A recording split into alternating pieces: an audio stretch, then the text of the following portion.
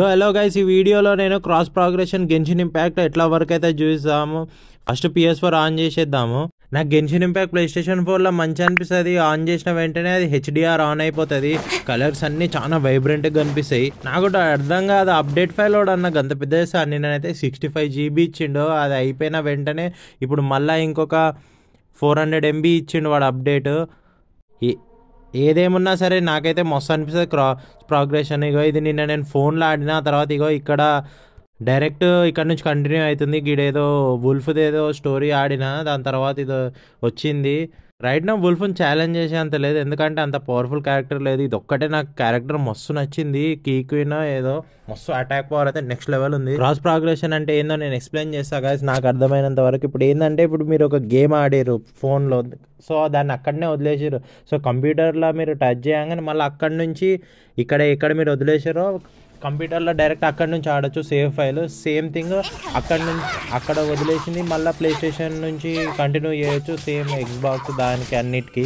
Most of the gaming studios దీన్ని ఎక్కువ ఆసక్తి చూపించారు, ఎందుకంటే హార్డ్వేర్ ఇంకా సాఫ్ట్వేర్ చాలా కాంప్లికేషన్స్ వస్తాయి. సో ఇప్పుడు నేను గేమ్ని ఫౌంటైన్ రీజియన్లో ఉన్న స్టాచ్యూ ఆఫ్ ది 7 దగ్గర వదిలేసిన. సో సేమ్ థింగ్ ల్యాప్టాప్లో కంటిన్యూ చేద్దాము. పొద్దున్నే డౌన్లోడ్ చేసుకున్న గేమ్ అంతా. So hi sabre.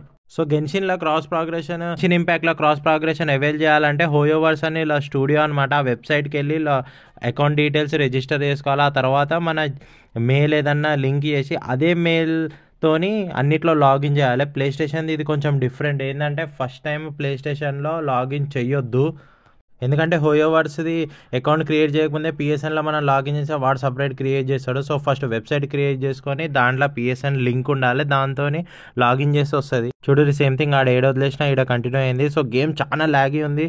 నేనైతే ఒక ట్రిక్ చెప్తున్నా కదా, మేబీ ఇది అందరికి తెలుసు, కానీ PC గేమింగ్లో ఏం చేయాలంటే ఇట్లా ఏదన్నా ఘోరంగా చాపీ ఇంకా లాగీ ఉంటే, అంటే FPS చాలా తక్కువ ఉందంటే ఫస్ట్ గ్రాఫిక్స్ వెళ్ళి వీసింక్ అని ఒకటి ఉంటుంది, ఖచ్చితంగా ఆఫ్ చేయటరి. చూడు ఎంత డిఫరెన్స్ కనిపిస్తుందో నేను వీసింక్ ఆఫ్ చేసిన వెంటనే. సో దీన్ని ఇక్కడనే వదిలేసి ఇప్పుడు మొబైల్ ఫోన్లో కంటిన్యూ చేద్దాము.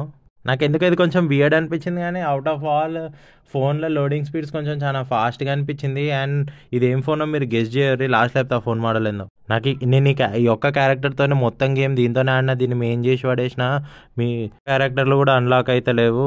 ఇంకొకటి మెయిన్ రీజన్ చెప్పాలి గైస్, ఫోన్ ఇంత ఫ్లాలెస్ ఎందుకు వర్క్ చేస్తుంది అంటే 45లోనే నడిపిస్తున్న FPS, కానీ ఇది 2018 ఫోన్ OnePlus 60 మెక్లారెన్ ఇది, కానీ గేమ్ మాత్రం మస్తు వస్తుంది. Only reason custom Ram. చలో గైస్, ఓకే బాయ్.